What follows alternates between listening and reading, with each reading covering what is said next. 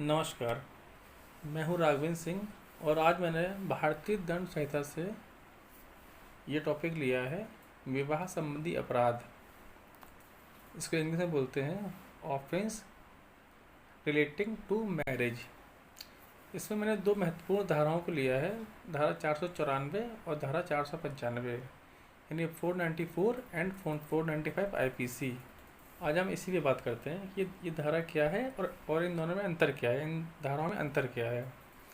ज़्यादातर लॉ के बच्चे इन दोनों धाराओं में बहुत कंफ्यूज रहते हैं, उनको 494 और 495 में अंतर समझ में ही नहीं आता है। तो आज उसी को मैंने बताने के लिए इन दोनों धाराओं को लिया है। चलिए आइए बात करते हैं।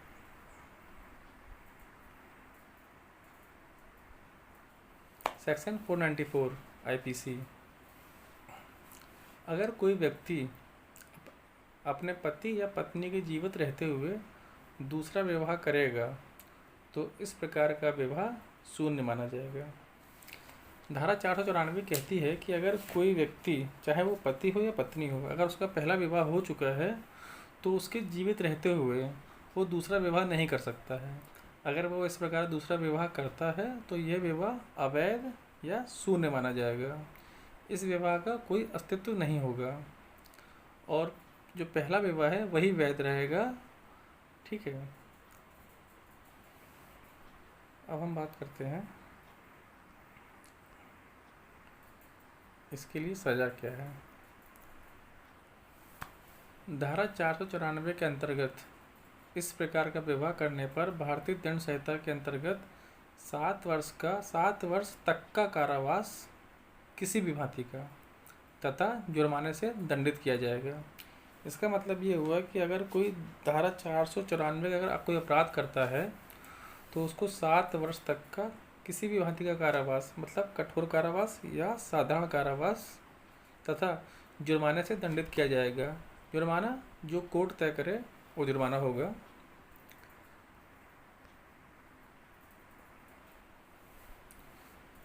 हाँ, अब हम बात करते हैं, ये देखिए थर्ड पॉइंट है, अगर कोई व्यक्ति इस प्रकार का दूसरा विवाह करता है तो यह विवाह शून्य होगा, परंतु इस विवाह से उत्पन्न संतान वैध मानी जाएगी।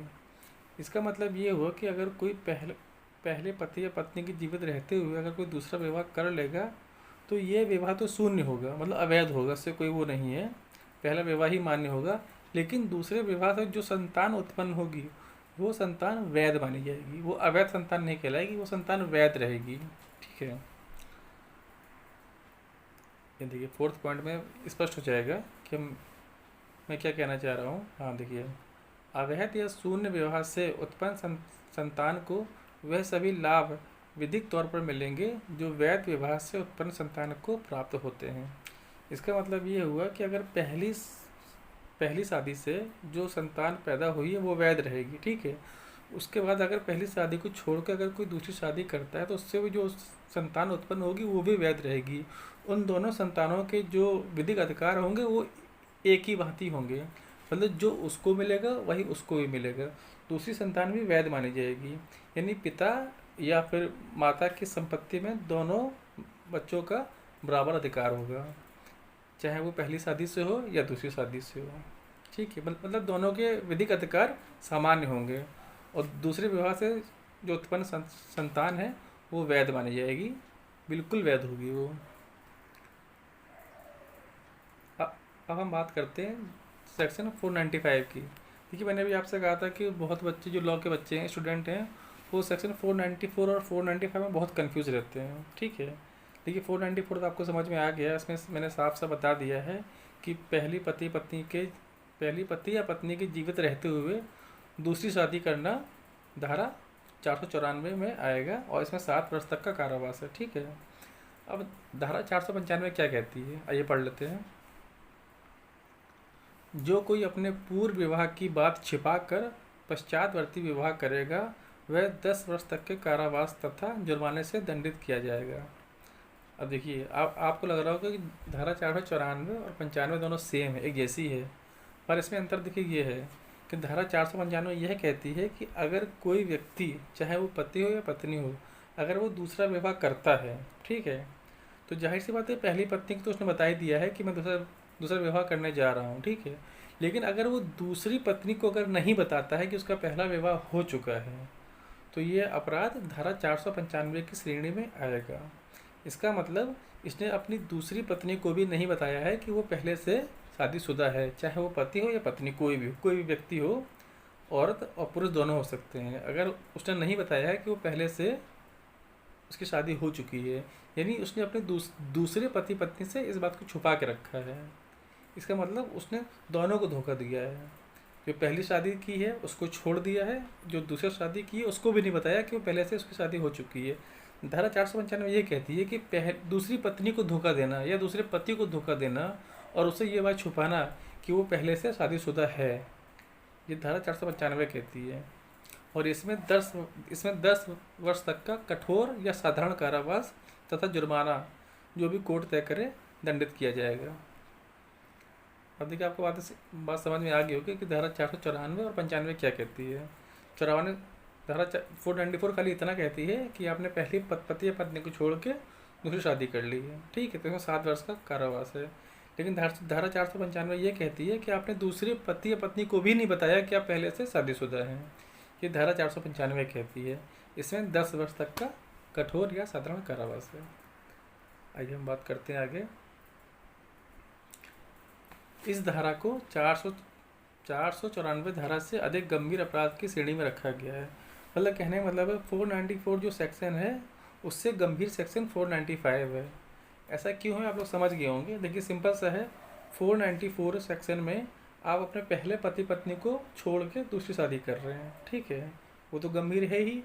लेकिन 495 में आप पहले पति पत्नी को छोड़कर शादी भी कर रहे हैं और दूसरी वाले को बता भी नहीं रहे हैं कि आपसे पहले शादी क्यों हुई है, तो आप पे दूसरी वाली पत्नी भी आप पे केस करेगी और पहले तो करेगी।